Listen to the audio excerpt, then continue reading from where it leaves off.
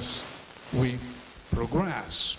That even though we've had incredible success in your country and Korea, Hong Kong, in the educational system, even though great advancement was made, we should not stand still on the success that was reached, but try to think what new levels of excellence are still before us and present challenges to what we can do.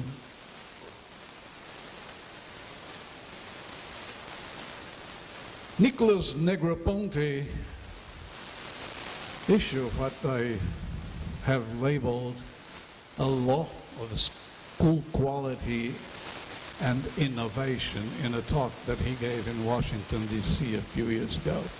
What he said was something interesting. As the quality or the perceived quality of a given system, educational system, moves up,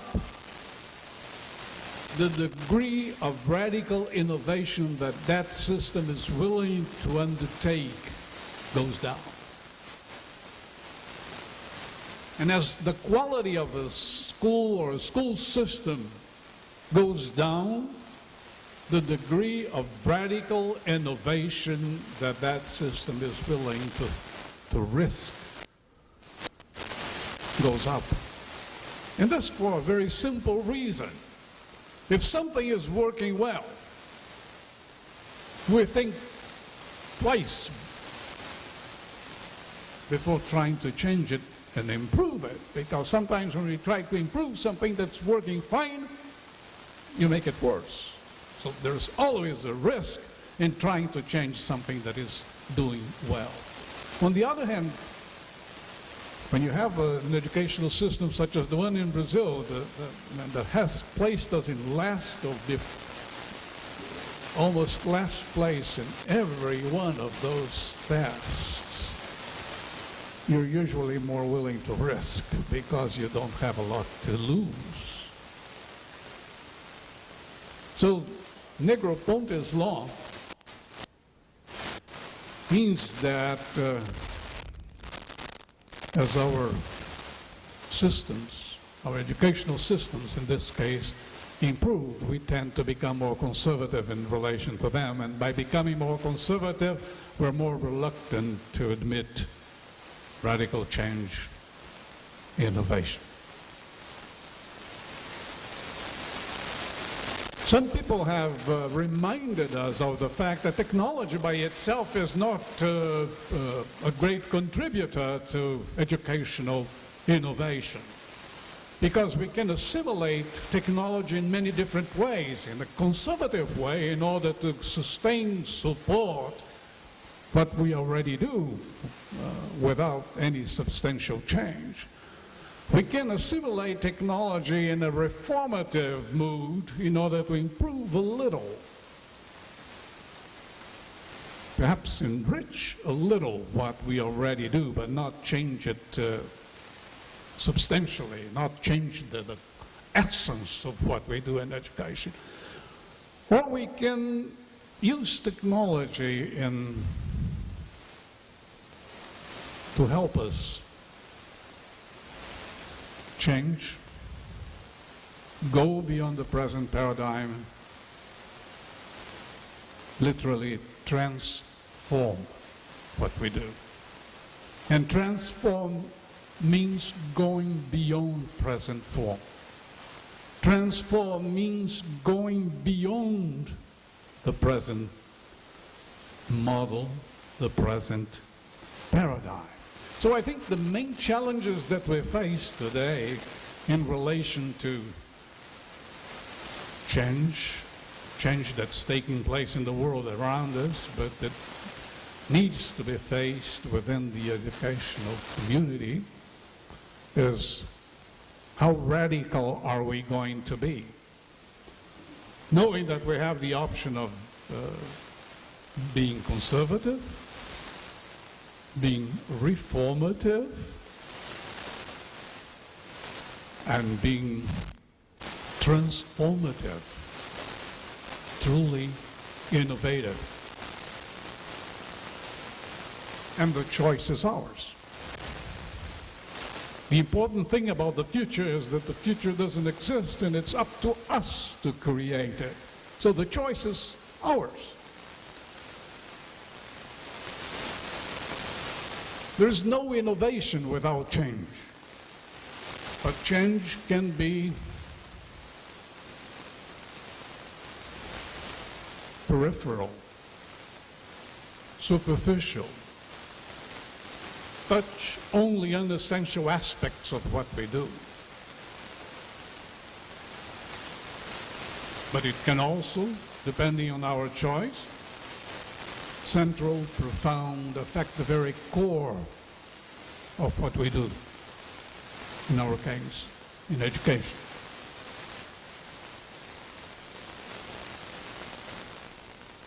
Usually, we're only willing to consider this more radical, innovative, transformative change when we realize that the old is no longer working well. Or when we realize that change in the environment in which we do things is so drastic, so profound, so radical, that there's a likelihood that the old may not serve us well in the coming years.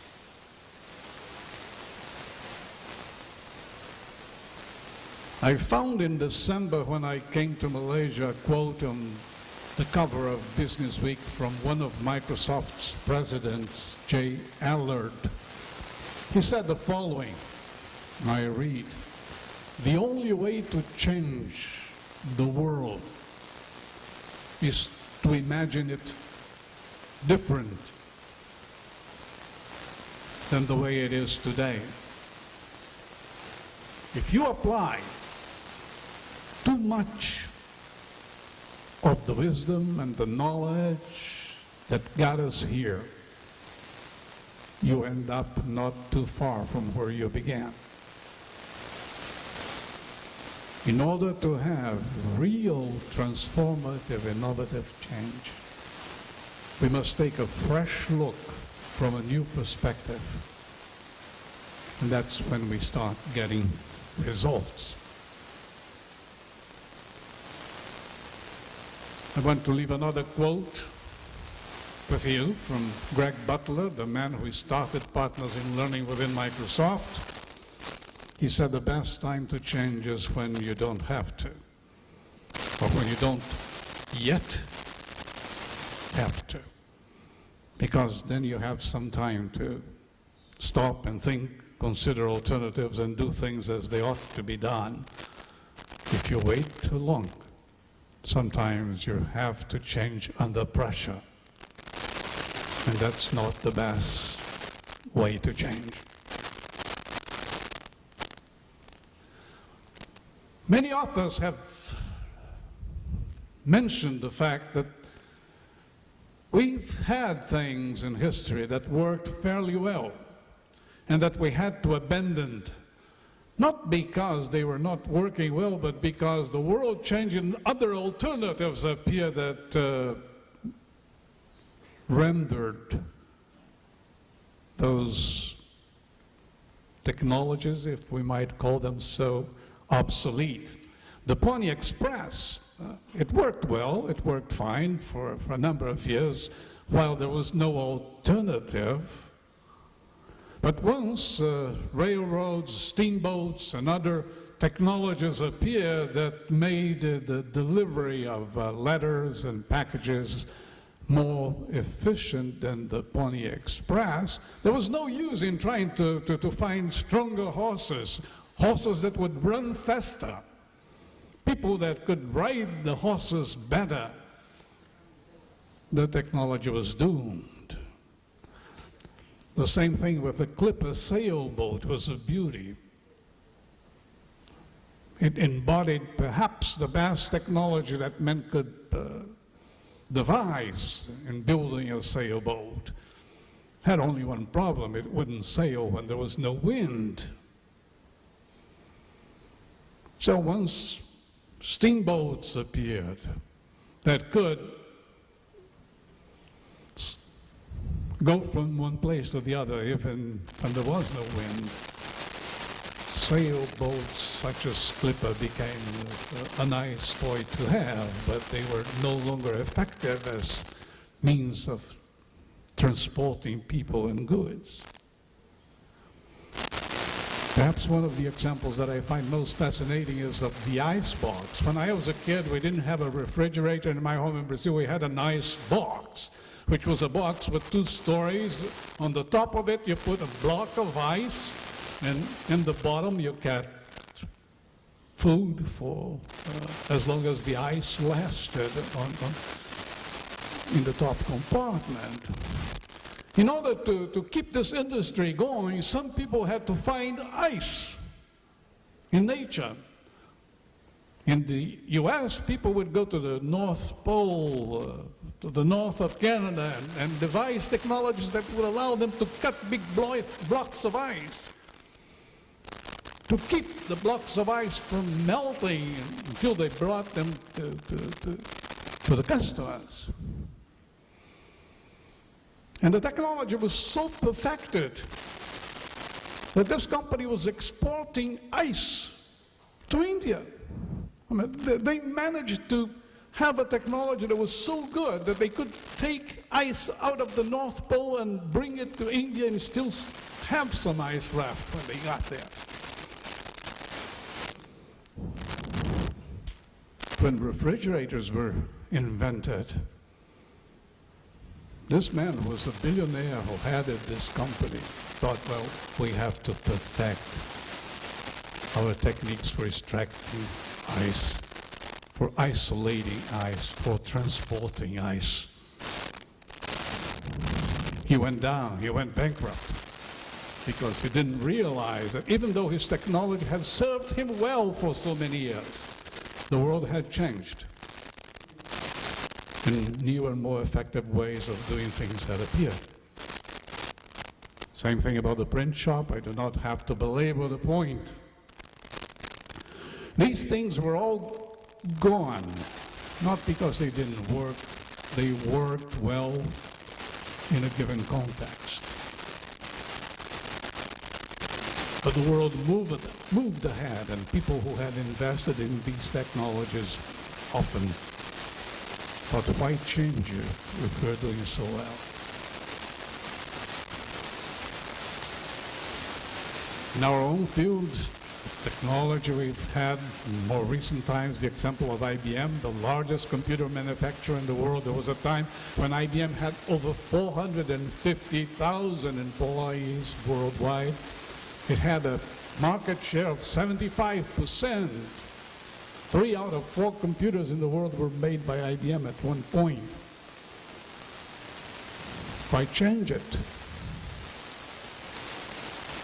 As we say in Brazil, why make a change in a team that is winning? Everything in Brazil has to do with football, with soccer. They almost went down, and they only survived, and they're surviving pretty well right now, because they basically changed their business.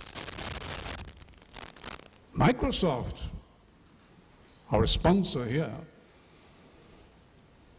took a little bit too long to realize the importance of the internet and how the internet was a threat to their business. It got to the point where Mark Andreessen, the 23-year-old who had invented Netscapes, condemned Microsoft and said, Microsoft is doomed.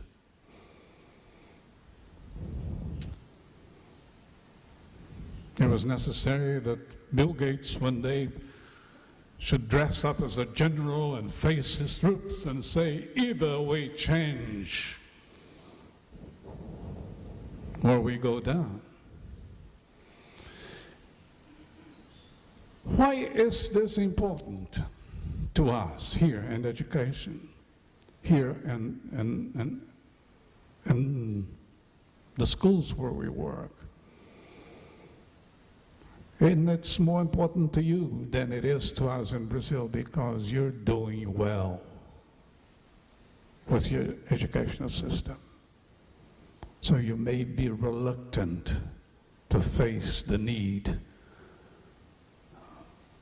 to change. In my country, it's very easy to sell this message that we need to change because the system is so bad. You meet kids that are in the 8th grade and can't read, and you say, well, it's not possible to continue with a system that keeps a kid for 8 years and doesn't get him to read. But in your country, this is not the case. You're doing well. When the results of PISA 2006 come out, I'm sure Taiwan is going to be there among the first, and it's very difficult to make the decision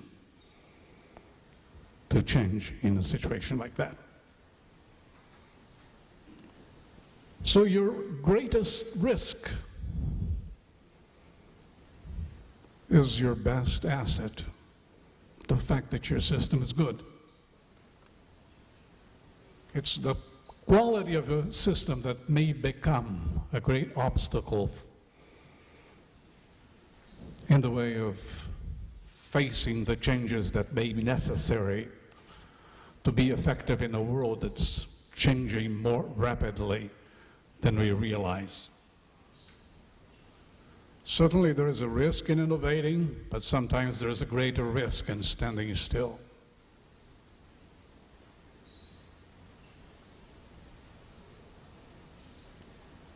Your schools have become better than American and European schools, but many times this is happening because we're still dealing with institutions created for the industrial civilization, which is being replaced by the information era. And in the information era, we may require drastically different institutional arrangements for people to be educated as they ought, as they should. Present schools, like the old schools, are very much centered on the past. They have a curriculum that is basically an attempt to organize basic traditions that we have developed in our part of the world or in the whole world. The curriculum is an organized set of information, knowledge, values, etc., that we feel we have to transfer. The English world has a horrible term, to deliver from one generation to the other, as if education were like a pizza delivery outfit. Teachers, such as many of yourselves, are content specialists. We don't think of ourselves as teachers, period, but as teachers of mathematics, of physics, of history. Our personal identity as teachers is inseparably united to the content that we have specialized in. Teaching has become content delivery, the exposition and presentation of content in an attractive manner, because the clients don't usually want to buy that content that we want to deliver to them. And evaluation becomes assessing whether students have assimilated that content. So the view of education that we work with is a view of education that is centered much more on the past than on the future. Learning has become content assimilation. The content usually has no relevance whatsoever, no relation whatsoever to these interests, talents, needs and wants of students. And the contents are the same for everyone. The education that we offer is one size fits all. It takes no account of individual differences of things people do well naturally or interested in doing.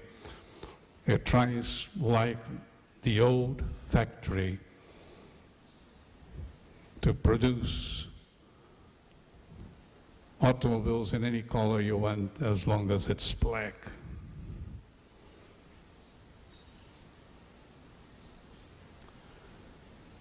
Was this practice wrong? No. It wasn't wrong at one particular time in history. It wasn't wrong when the world was relatively stable, where change, when it happened, was small, slow, gradual, incremental. It wasn't necessarily wrong in a world where we had every reason to believe the future was going to be pretty much like the past.